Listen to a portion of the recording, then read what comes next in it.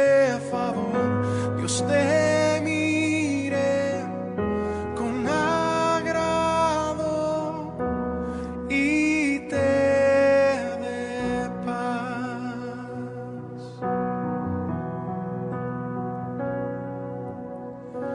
Dios te guarde y bendiga, y que extienda su amor y te muestre favor. Dios te mire con agrado y te dé paz.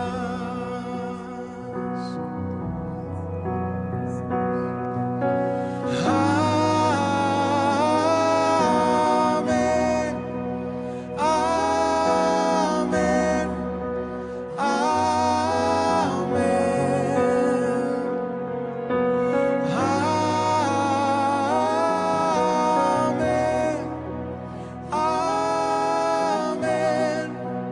amén.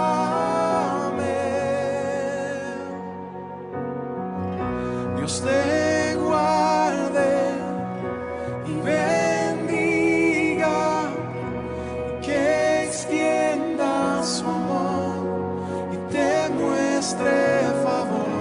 Dios te mire con agrado y te dé paz.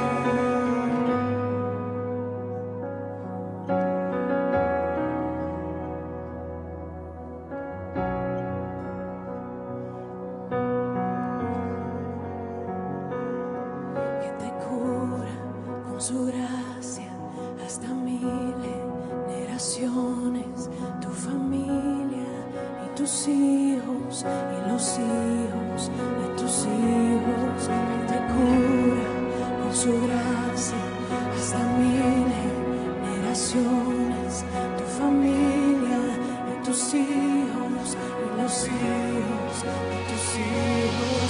Su presencia te acompaña donde quiera que tú vayas, que te llame, que no trae, va contigo, de mañana y de noche, en tu entrada y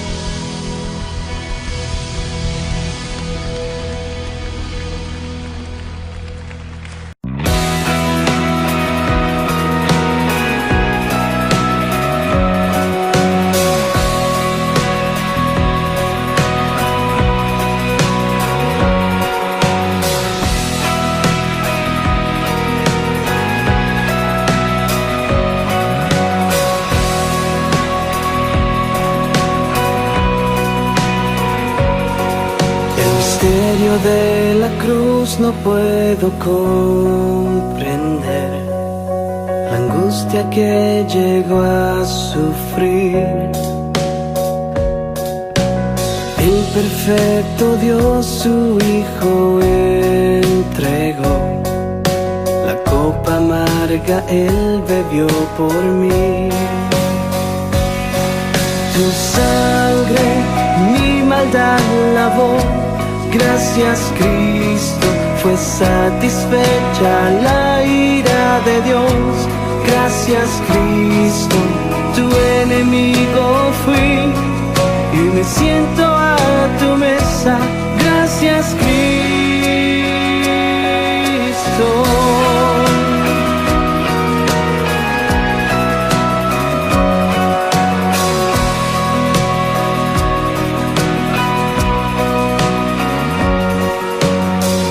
Tu sacrificio me acercaste a ti, quitaste toda enemistad.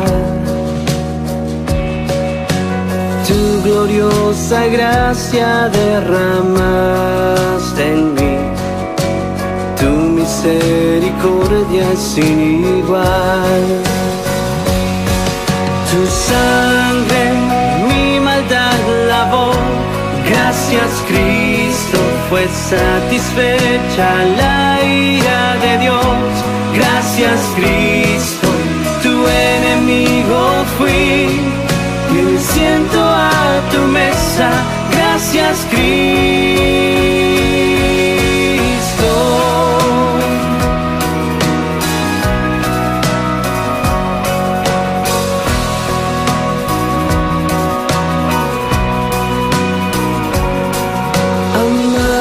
De mi ser, quiero vivir por ti, amante de mi ser, quiero vivir por ti, amante de mi ser. Quiero vivir por ti, amante de mi ser. Quiero vivir por ti. Tu sangre mi maldad lavó, gracias Cristo, fue satisfecha la ira de Dios. Gracias Cristo, tu sangre mi maldad lavó. Gracias Cristo, fue satisfecha la ira de Dios. Gracias Cristo, tu enemigo fui y hoy me siento a tu mesa. Tu enemigo fui y hoy me siento a tu mesa. Gracias Cristo. Oh, gracias Cristo. Gracias Jesús por tu sacrificio de amor. Oh, gracias Cristo. Gracias te doy Jesús.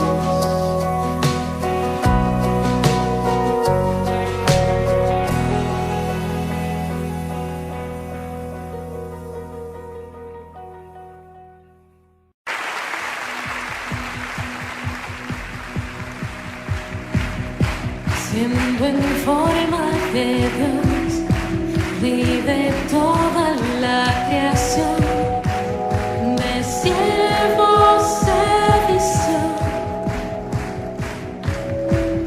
hasta los sumos se humilló, sufrió la muerte en sumisión, horrenda muerte en una cruz.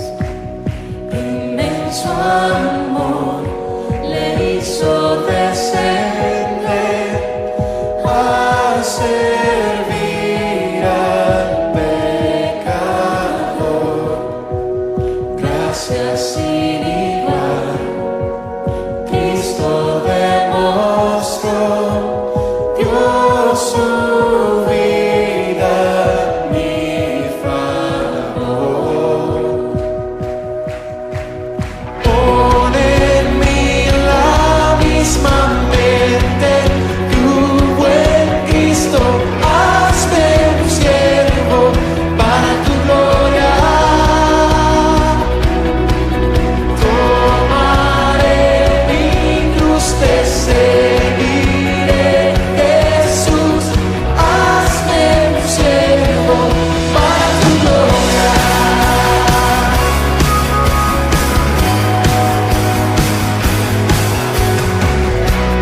Soberano e inmortal, coronado en majestad, lavando mis pies,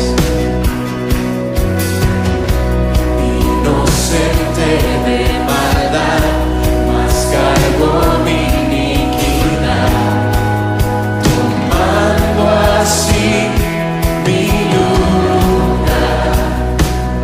Herido fue por mi transgresión y en silencio padeció por mi rebelión.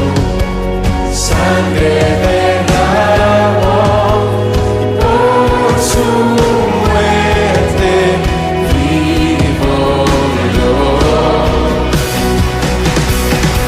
Pon en mí la misma mente que hubo en Cristo.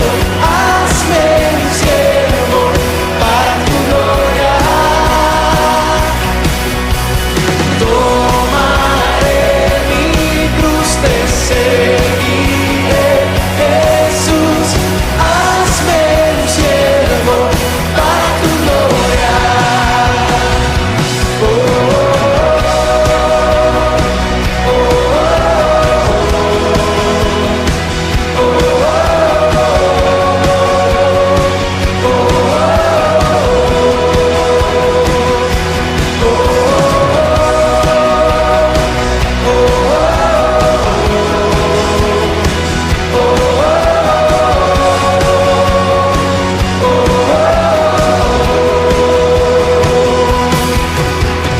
Pon en mí la misma mente que hubo en Cristo. Hazme un siervo para tu gloria. Tomaré mi cruz, te seguiré, Jesús. Hazme un siervo para tu gloria. Pon en mí la misma mente que hubo en Cristo. Hazme un siervo para tu gloria. Tomaré mi cruz, te seguiré, Jesús. Hazme un siervo para tu gloria.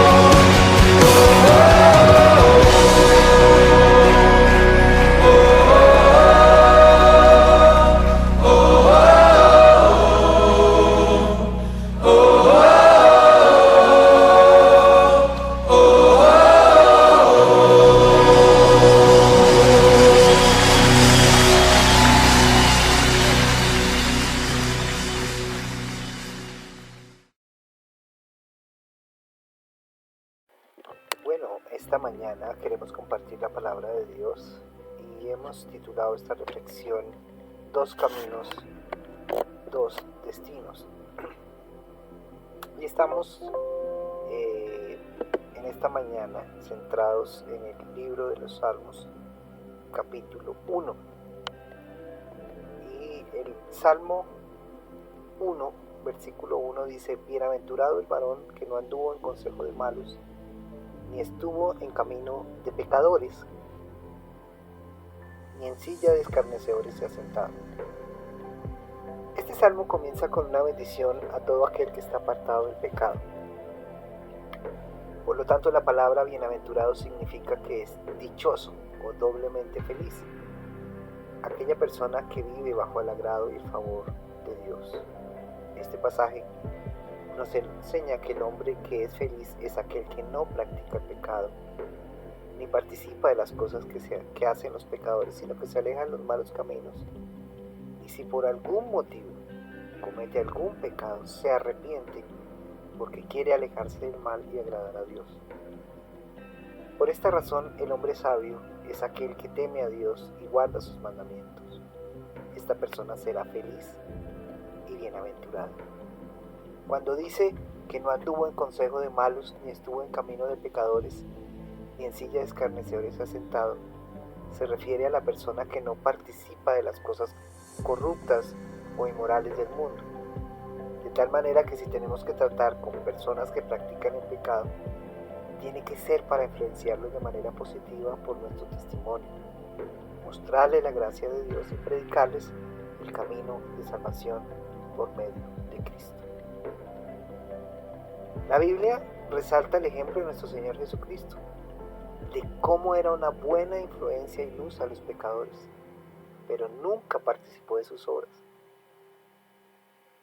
Por otro lado, siempre los guió al arrepentimiento, mostrando la gracia de Dios y predicándoles el camino de la salvación. El Salmo 1, versículo 2 dice: sino que en la ley de Jehová, o en la ley del Señor, está su delicia, y en su ley medita de día y de noche. Este versículo se refiere al hombre que se aleja de los malos caminos, encuentra en la palabra de Dios su delicia, tiene hambre y sed de ella y la convierte en su alimento espiritual. No hay nada más precioso que podamos encontrar en la vida, querido hermano y amigo que me escucha, es que podamos encontrar en la palabra de Dios algo que nos produce delicia, que podemos saciar nuestra sed y nuestro hambre, y que realmente puede ser nuestro alimento para nuestra fortaleza espiritual. La palabra meditar se refiere a reflexionar y a pensar con detenimiento. En este caso, lo que nos está hablando el salmista, lo que nos está diciendo David en este Salmo 1, es reflexionar y pensar con detenimiento en un caso particular, que es la palabra de Dios.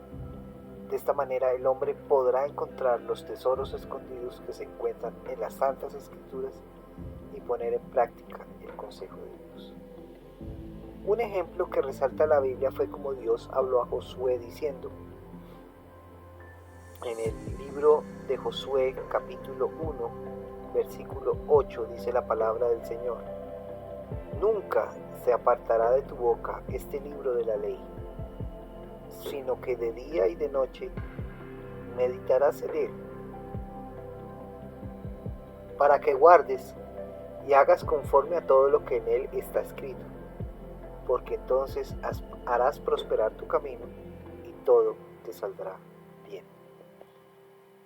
Por esta razón, cuando se medita, guarda y se pone por obra el consejo de Dios, siempre será de bendición en el camino del hombre. El meditar, en el guardar, pero no solamente quedarse en el meditar, reflexionar o ponerlos en la mente y en el corazón, sino en el ponerlos por obra. Poner por obra el consejo de Dios siempre será bendición en el camino del ser humano. Siempre que nosotros queremos ver la bendición de Dios, debemos meditar, guardar y poner por obra el consejo de Dios para nuestra bendición. El Salmo capítulo 1, versículo 3 dice de la siguiente manera: Será como árbol plantado junto a corrientes de aguas, que da su fruto en su tiempo y su hoja no cae, y todo lo que hace prosperará. En este versículo, las corrientes de agua simbolizan la palabra de Dios, la cual es la que da vida a nuestro ser. En Juan capítulo 6, versículo 63. De igual manera, como un árbol junto al río, sus raíces se nutren del agua que absorben para su crecimiento. Lo mismo ocurre con el creyente que se alimenta de la palabra de Dios. Crece en su vida espiritual y da frutos para Dios. Estos frutos espirituales son los que habla Gálatas capítulo 5, versículos 22 y 23. Amor, gozo, paz, paciencia, benignidad, bondad, fe, mansedumbre y templanza. Esos frutos realmente son los que nos produce la palabra de Dios en nuestra vida. Como un árbol junto al río, sus raíces se nutren de agua y esas raíces absorben esa agua para el crecimiento. Lo mismo sucede con los que nos alimentamos de la palabra de Dios. Produce vida espiritual y da frutos para Dios.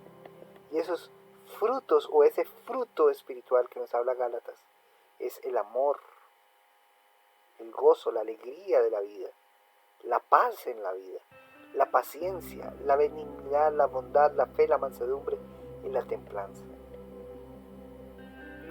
Pero también la Biblia dice en el Salmo 1, versículo 4, no así los malos, que son como el tamo que arrebata el viento.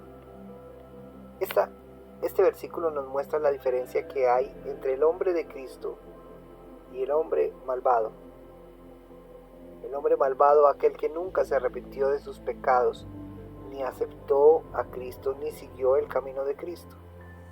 Dice la Escritura en este Salmo, capítulo 1, versículo 4, este último no dará los mismos frutos, porque su fin es de perdición. El final del hombre malvado es como una pelusa que arrebata el viento. Nunca edificó su casa sobre la roca, la cual es Jesucristo. Por el contrario, construyó su vida sobre la arena movediza, de manera que sus malas obras no permanecerán, se derrumbarán.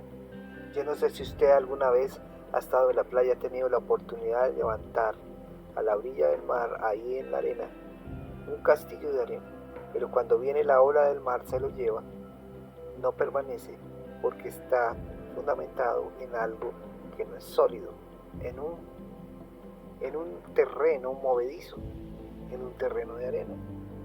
Pero cuando alguien edifica su vida sobre Cristo, su vida permanece, porque está sobre no una superficie movediza, sino sobre la roca, que es el mismo. El Salmo 1, versículo 5 dice, por tanto, no se levantarán los malos en el juicio, ni los pecadores en la congregación de los justos. El juicio de Dios se levantará en contra de todos los malvados, que son aquellos que nunca creyeron en Jesucristo ni se arrepintieron de sus pecados. Usted puede leer en su casa, más adelante, el libro de Apocalipsis en el capítulo 20, del versículo 11 al versículo 15. La Biblia dice que serán juzgados severamente. Apocalipsis 21:8 dice lo siguiente. Apocalipsis 21:8, se lo repito. Pero los cobardes e incrédulos, los abominables y homicidas, los fornicarios y hechiceros, los idólatras y todos los mentirosos tendrán su parte en el lago que arde con fuego y azufre, que es la muerte segunda. Pero llegamos a este punto, en el Salmo 1:6, a un punto muy interesante. Dice, porque Jehová conoce el camino de los justos, mas la senda de los malos perecerá. Por último, el Salmo termina diciendo que los justos son personas que tienen el favor de Dios, que gozan del favor de Dios. El Señor cuida su camino y está atento a sus oraciones. Él se ocupa de cada minucia, de cada detalle de la vida de aquellos que le creen, de aquellos que le buscan de todo corazón y quieren recibir sus bendiciones. Pero por otro lado, en el otro camino, el Señor no se ocupa, no conoce y ni tampoco atiende el camino de los perversos. Por lo tanto, el camino del hombre que rechaza a Cristo termina mal. Juan capítulo 3, versículo 18, el evangelista Juan dice lo siguiente: el que en él cree no es condenado, pero el que no cree ya ha sido condenado, porque no ha creído en el unigénito Hijo de Dios. Es interesante ver estos pasajes de la Escritura y ver, como titulamos este día, este mensaje, en esta mañana, poder compartir que hay dos caminos y hay dos destinos. Tú puedes, como si fueras en el campo y realmente te dirigieras hacia un punto, pero de repente en el camino se abre una Y, un camino donde está en la mitad árboles y a los costados árboles, pero hay dos caminos que conducen a dos destinos diferentes. En la vida tenemos dos caminos: el camino de Cristo o el camino de la perversidad, de la corrupción, de la maldad. El camino que nos ofrece Cristo es un camino de justicia, de libertad, de paz, del fruto del Espíritu. Como dijimos, el seguir la corriente y el camino de Cristo es seguir el camino de las Sagradas Escrituras, que nos conducen a una vida realmente fructífera, a una vida donde podemos tener la alegría de servir a Dios.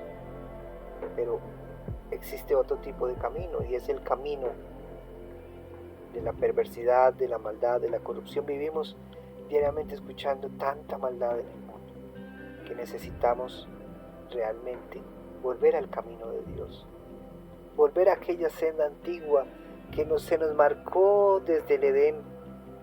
Desde allá, desde el principio, cuando Dios nos creó con un propósito, para que fuésemos seres humanos que rindiéramos siempre alabanza y gloria a través de nuestros actos. Pero desafortunadamente el pecado nos condujo hacia la destrucción de nosotros mismos. Hoy mismo estamos pagando la consecuencia. El COVID-19 no es más que una consecuencia de nuestro propio pecado. Si no hubiese sido por el pecado, no hubiera entrado la enfermedad ni la muerte.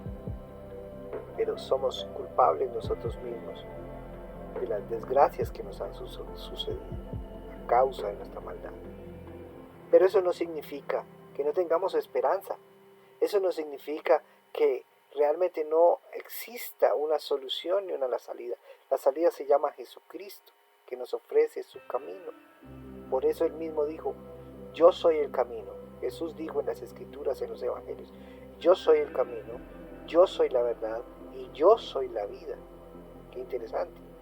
Nos relata que hay un camino, que Él es el verdadero camino a la vida eterna, a la salvación. Yo soy el camino, yo soy la verdad y yo soy la vida, y nadie va al Padre sino a través de mí. Porque no hay otro mediador entre Dios y los hombres sino Jesucristo hombre. No existe otro camino. No existe otra forma, no es la religión, no es lo que podamos hacer por nuestras capacidades. Solamente Cristo es el camino que nos conduce a la vida eterna. Mi pregunta esta mañana es: ¿por qué camino vas? ¿Por cuál camino estás conduciendo tu vida? ¿El camino de Cristo que lleva a la vida eterna o el camino del desastre que conduce a la perdición? Recuerdo cuando niño, y con esto termino mi mensaje, que siempre veía un cuadrito en muchas casas, generalmente en las casas de los hogares de creyentes. Y en ese cuadro me mostraba que habían dos caminos: un camino angosto, difícil, que llevaba al cielo, pero había otro camino ancho y espacioso, de placeres, que ofrecía este mundo. pero que conducían al abismo y a la muerte eterna. Ese cuadro me hace recordar mucho que debemos saber que el camino de Jesús es un camino angosto, que tal vez al mundo no le gusta ni le agrada, porque no todos van por ahí.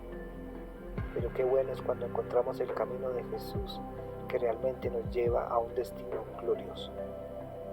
¿Quieres ir por ese destino glorioso? A través de ese camino, sigue a Cristo. Esa es mi invitación hoy. En medio de tantas circunstancias difíciles que estamos viviendo, es necesario reconocer a Jesús como realmente la puerta de entrada al reino de los cielos. Quisiera orar por ti. Padre que estás en los cielos, te damos gracias esta mañana por permitirnos compartir esta palabra preciosa. Darte el honor, darte la gloria, porque tú eres merecedor de ella. Señor, gracias, porque tú eres el camino, tú eres la vida, y solamente tú nos puedes conducir a través de ese camino que es Cristo, Padre Celestial. Mira aquel amigo que me escucha, aquella amiga que me escucha hoy. Estamos viviendo en situaciones y en momentos difíciles en las circunstancias de la humanidad. Señor, pero es un momento oportuno para encontrarnos, para abrazar la fe, para abrazar el camino cristiano y seguirte a ti, Señor. Hoy te damos gracias porque tú nos muestras el camino, Padre, a través de tu Hijo amado Jesucristo, que murió en la cruz para redimirnos y volvernos al plan original que tú habías planteado desde el huerto del Edén. Te doy muchas gracias, Señor, por aquel amigo que nos escucha, nos ve a través de este medio, Señor, y está atento a nuestro mensaje. Gracias, Señor, por esa persona. Obra en su corazón, tú conoces su vida. Ayúdale, Señor. Te doy gracias, Padre, porque tu gracia es maravillosa. Y esa gracia, Señor, la pedimos para esa persona que nos está escuchando en esta mañana.